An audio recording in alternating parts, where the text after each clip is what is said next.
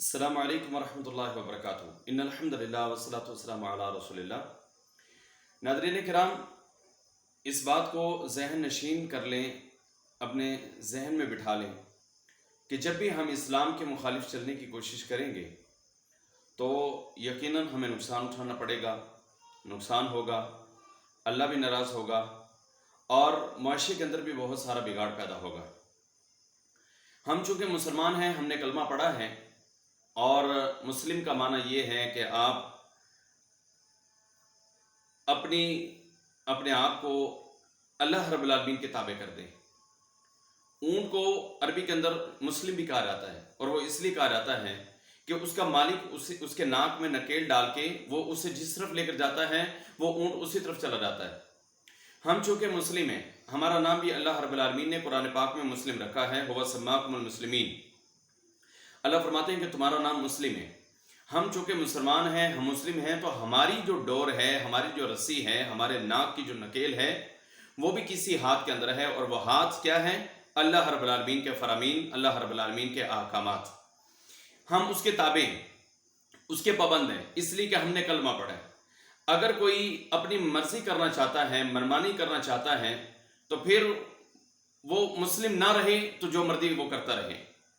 اگر کسی نے کلمہ پڑھا ہے، کسی نے اسلام کو قبول کیا ہے، اگر کسی نے شریعت مطہرہ پر عمل کرنا ہے، اگر کسی نے کلمہ لا الہ الا اللہ محمد رسول اللہ صلی اللہ علیہ وسلم کا تمغہ جو ہے اپنے سر کے اوپر سجانا ہے، تو پھر ظاہر سی بات ہے کہ ہمیں پھر شریعت کا تابع بھی ہونا پڑے گا۔ اللہ کے احکامات اور اس کے نبی صلی اللہ علیہ وسلم کے احکامات وہ بھی ہمیں ماننے اور تسلیم کرنے پڑیں گے۔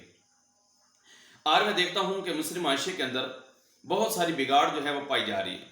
مثال کے طور پر چند دن پہلے اسلام آباد کے اندر ایک واقعہ رونما ہوا کہ ایک لڑکے نے لڑکی کا قتل کیا اور اس کا سر جو ہے وہ بھی دھڑ سے علیحدہ کر دیا۔ تو جب باتیں کھلیں تو بہت ساری باتیں اس طرح کی نکلیں کہ وہ بڑی اسٹرانگ پارٹیاں ہیں، دونوں بڑے ایلیٹ کلاس کے وہ لوگ ہیں، اور لڑکا اور لڑکی چونکہ دونوں غیر محرم ہیں، لیکن غیر محرم ہونے کے باوجود ان کا جو ہے ریلیشن جو ہے وہ لیونگ ریلیشن شپ جو ہے انہوں نے قائم کی ہوئی تھی، اس میں وہ رہ رہے تھے، جبکہ شریعت اسلامیہ اس کی بالکل اجازت نہیں دیتی۔ نکاح سے پہلے کسی خاتون کا کسی مرد کے ساتھ رہنا اور کسی مرد کا کسی خاتون کے ساتھ رہنا، شریعت اسلامیہ اس سے منع کرتی ہے۔ اگر کوئی مرد کسی عورت کے ساتھ رہنا بھی چاہتا ہے تو اس کا ایک واحد حل فَانْكِحُوا مَا طَابَ لَكُم مِّنَ النِّسَاءِ مَثْنَىٰ وَثُلَاثَ وَرُبَاعَ۔ اللہ رب العالمین کا حکم ہے کہ پھر آپ نکاح کر لیں، آپ نکاح کریں۔ نکاح کرنے کے ساتھ جو ہے آپ جو ہے وہ ایک مرد کسی عورت کے ساتھ رہ سکتا ہے، اور ایک عورت جو ہے کسی مرد کے ساتھ رہ سکتی ہے۔ تو ہمارے معاشرے کا بگاڑ تب پیدا ہوتا ہے کہ جب ہم شریعت کے مطابق اپنی زندگی کو بسر نہیں کرتے۔ اب یہ مسلم جو ہے وہ لڑکے ہوں، مسلم جو ہے وہ خواتین لڑکیاں ہوں، لیکن چونکہ ان کا عمل نہیں ہے تو پھر نتائج تو اس طرح کے نکلیں گے نا کہ قتل بھی ہوگا، اور پھر بھیانک قتل، اس طرح کا قتل کہ انسان سنے یا پڑھے اس کے بارے میں تو جو ہے وہ انسان کانپ اٹھے، اس کا جسم جو ہے وہ لرز جاتا ہے، اور معاشرے کے اندر جناب عجیب ایک ہلچل جو ہے وہ پیدا ہو جاتی، خوف و ہراس کی ہوا جو ہے وہ پیدا ہو جاتی ہے کہ یہ معاملہ کیا ہو گیا۔ اگر آپ اے نوجوانوں اور اے نوجوان ہماری ماؤں اور بہنوں، بیٹیوں، بچیوں، اگر ہم دین اسلام کے مطابق عمل کریں تو پھر اس طرح کی قتل و غارت بھی نہیں ہوگی، اور فحاشی اور ریانی جو ہے وہ بھی ختم ہو جائے گی، زناکاری اور بدکاری بھی ختم ہو جائے گی۔ اس لیے کہ ہم نے اپنے جوان ہونے کے ساتھ ہی، اپنی بلوغت کی عمر کو پہنچنے کے ساتھ ہی ہم نے نکاح کا اہتمام کیے ہیں، پردے کا اہتمام کیے ہیں۔ جب بے پردہ ہوں گے، جب کھلے ریلیشن ہوں گے، کھلے تعلقات ہوں گے، اور بغیر شادی کے جو ہے وہ تعلقات ہوں گے، تو پھر ظاہری بات ہے پھر نقصان تو ہوگا، پھر نقصان ہوگا، پھر بدکاری پھیلے گی، فحاشی پھیلے گی، عریانی پھیلے گی، پھر قتل و غارت بھی ہوگی، اور پھر اس طرح کی بھی قتل و غارت ہوگی کہ سر جو ہے وہ جسم سے بالکل علیحدہ ہو، نعوذ باللہ من ذالک۔ میں نے کل پڑھا اور پڑھ کے جسم یوں لرز گیا کہ یا اللہ یہ کس طرح کے معاملات ہیں۔ تو میں جس نتیجے پر پہنچتا ہوں وہ نتیجہ یہی ہے کہ ہم شریعت اسلامیہ کے مطابق اگر چلیں گے تو پھر ہمارے معاملات جو ہیں وہ درست ہوں گے، وگرنہ معاملات ڈسٹرب ہیں۔ دیکھیں اللہ کے نبی صلی اللہ علیہ وسلم نے ایک غیرت کا تقاضا بھی ہے، حیا کا تقاضا بھی ہے۔ آپ علیہ السلام فرماتے ہیں لا یخلون رجل بامرأۃ الا وکان ثالثہما الشیطان۔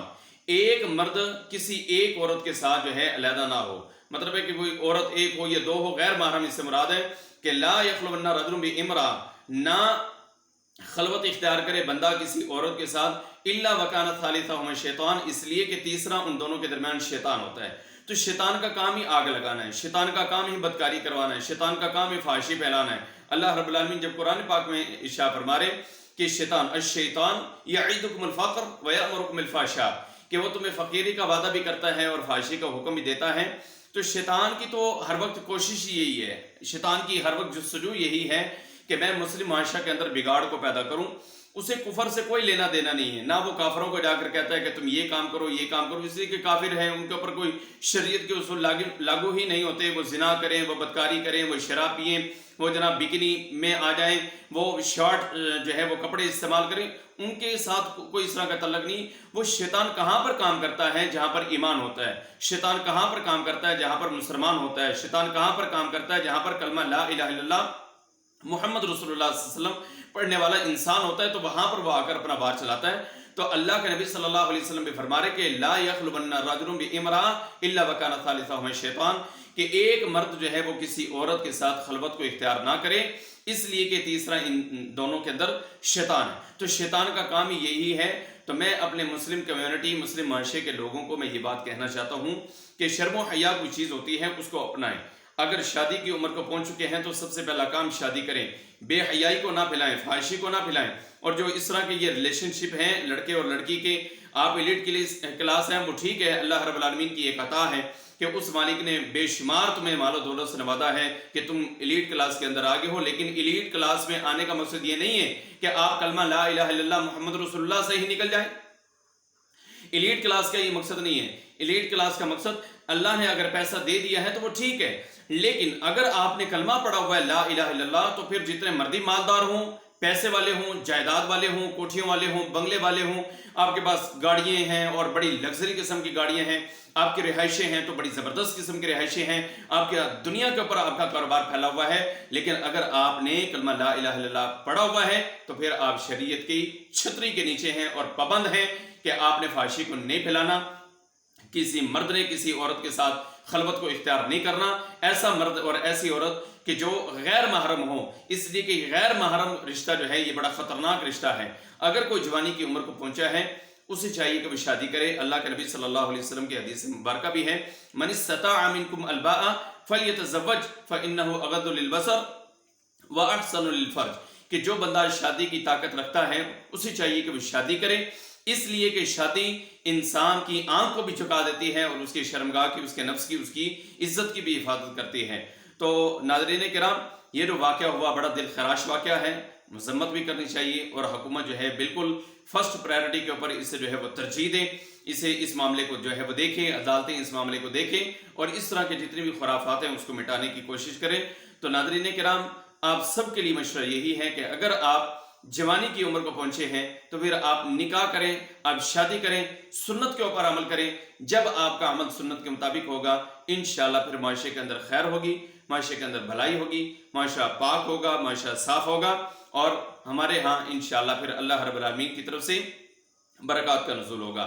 اللہ سے دعا ہے اللہ عز و جلال شریعت کے مطابق ہم سب کو چلنے کی توفیق عطا فرمائے۔ السلام علیکم ورحمۃ اللہ وبرکاتہ۔